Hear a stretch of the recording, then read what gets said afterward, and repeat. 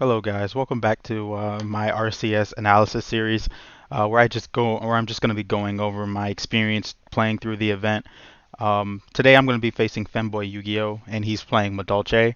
Really nice guy. Most of the conversation was happening during Discord, so there's not going to be a lot of like chat discussion. So you may end up being a little confused, but obviously I'm here to help with that, to let you know like what was going on and like our thought process on certain actions that we took.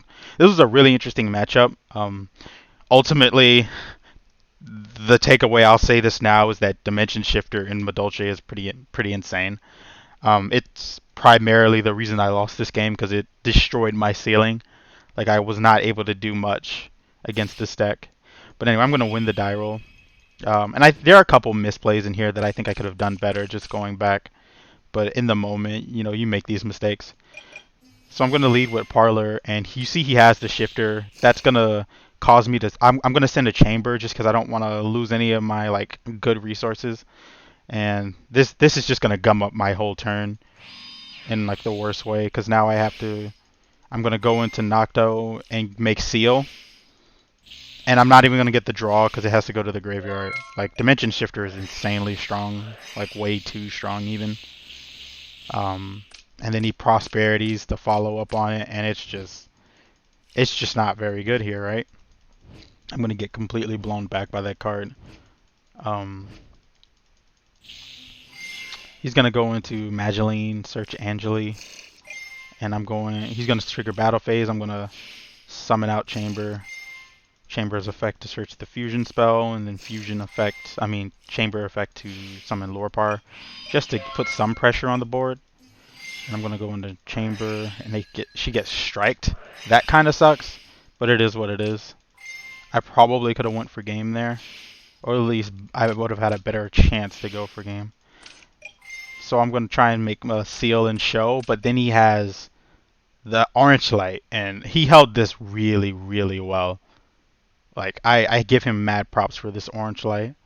Um, he was counting cards, and he knew what I had at any given moment. So he definitely played that properly, holding the orange light for the chamber to prevent the show summon. So right here is where I think I made my misplay. I really wasn't thinking properly. Um, I didn't want to. I didn't. I knew this was Promenade, or rather, I had a strong idea that it was, um, because it was either Promenade or a Strike. Those were my two options. So I just wanted to like play around it by not committing to a Guard Dragon setup and getting blown back. But in reality, it doesn't really make any sense to do that because if it were Strike, it would suck. But if it was Promenade, it'd be fine because if I made this into LP here and then I sent the red MD for Pisty, if he promenades the LP, the Pisty's still alive and I get the Red Eyes Dark Dispel Dragon and I get the chamber back anyway. Like it was purely a better play to just send the red MD and make LP Pisty here, but I just wasn't thinking about it. Like I was, yeah. And so now I just get negated for no real reason. So that was a pretty meaningful misplay, I would say, because I would have had show here. Actually, I would have had show plus tidying. Like I would have had a lot more interaction had I just done that, but I just didn't. And it's gonna come back to bite me because now his board is just gonna explode out of control, and I can't really stop it. So I'm gonna put Salon back in his hand, and he's going to shuffle back what's in my graveyard, which is kind of rough. I didn't know this card had that effect, and that card is going to come in handy in this matchup for obvious reasons, because it's just going to keep looping my effects. And so now he gets this card that can special from deck, and the bluffed 1-for-1 isn't really doing anything. Like looking back, I really should have just went for the Guard Dragon play there. That was a complete misplay. But you live and learn, right? Like this was like round 6, and like when you're undefeated, you probably trying to do your best, and you succumb to your nerves and make mistakes. So in the end, I'm gonna end up losing here, just to the sheer amount of like pressure this deck can put out because of Tiramisu's really strong. Like it's not a heart once per turn, and it can get rid of 2 cards. by shuffling them to the deck. And so by this point, like I've seen it.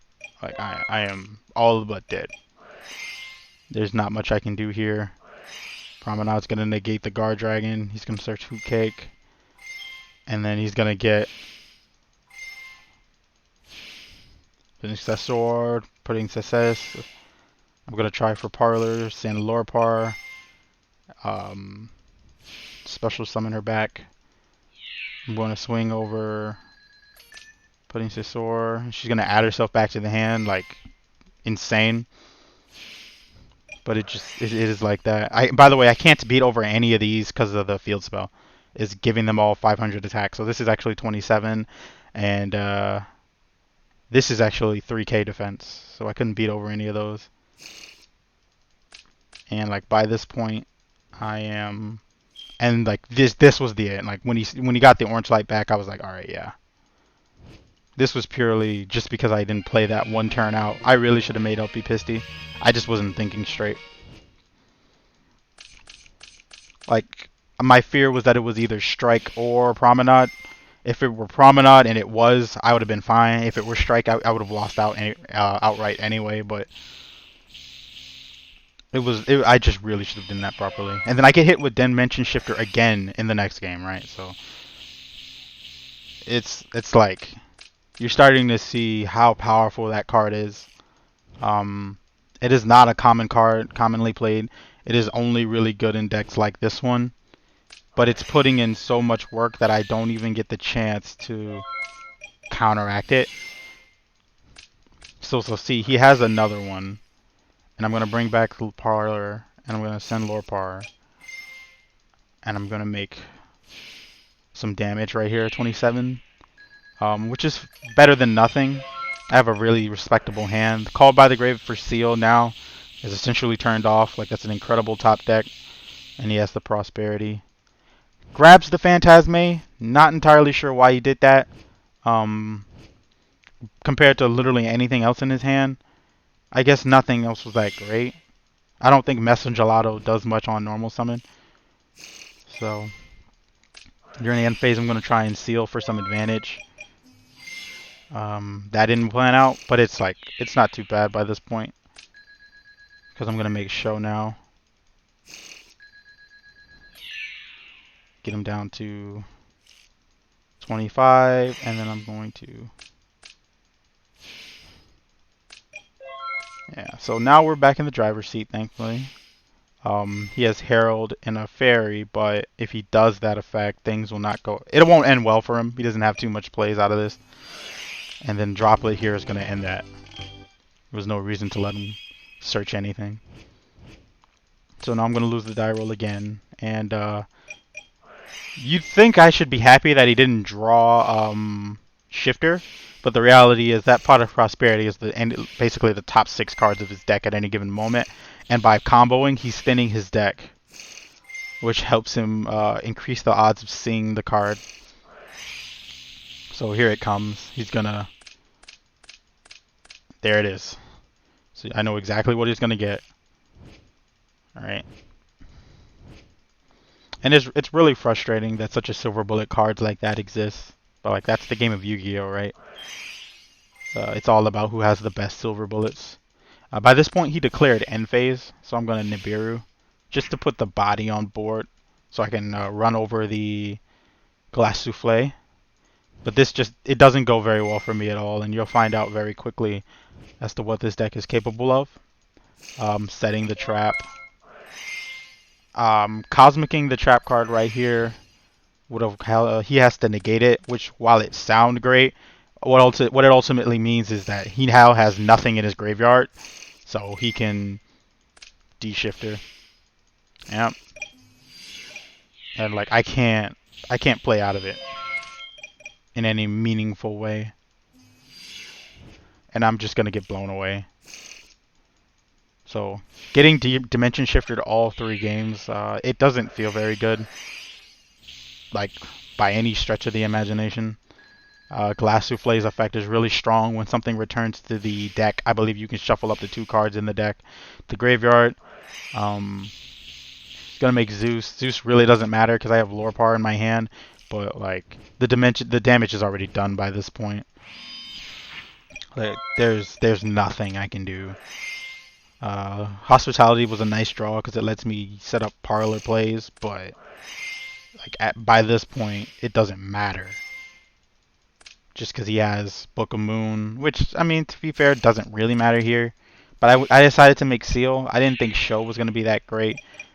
And I stand by that because I can't run over the Zeus. And if I can't run over the Zeus um, without entering the battle phase, then it's just gonna declare its effect before I even use Show's effect, and I'm gonna lose out. And he has so much advantage in his hand that Show wouldn't have mattered here. Like no amount of board presence doesn't matters when he's just gonna make Tiramisu and bounce it all before the battle phase, where I could abuse the tagging to like clear some cards. So like the best thing I could do is get rid of Zeus, I guess. But it really, my opponent isn't gonna Zeus when he's this far ahead, and there's nothing else on the board worth bouncing. Like Tiramisu's already used their effect. Zeus was just getting rid of the card with the highest number, and it's just I'm gonna go for a nurse and I'm gonna summon out Parlor. It's not gonna go all that well. Dump the tidying. It literally doesn't matter because he's gonna make glass souffle and force it out. Um, and now I have to, yeah. Chocolate Alamo, Tiramisu. Like this deck is really strong. I think it probably has too many moving parts, which is why it seems like it can break a lot, break pretty easily. Not a lot of cards do the same thing. And redundancy is usually a good thing in Yu-Gi-Oh because it improves consistency. This deck probably has way too many moving parts, but at the end of the day, it's still really good. Um, like Tiramisu, man, this is probably one of the best archetypal Xyz monsters like ever. But anyways, that's going to be it for the video, guys. Please leave a like, comment, and subscribe if you enjoyed the video, and I will see you in the next one. Take care.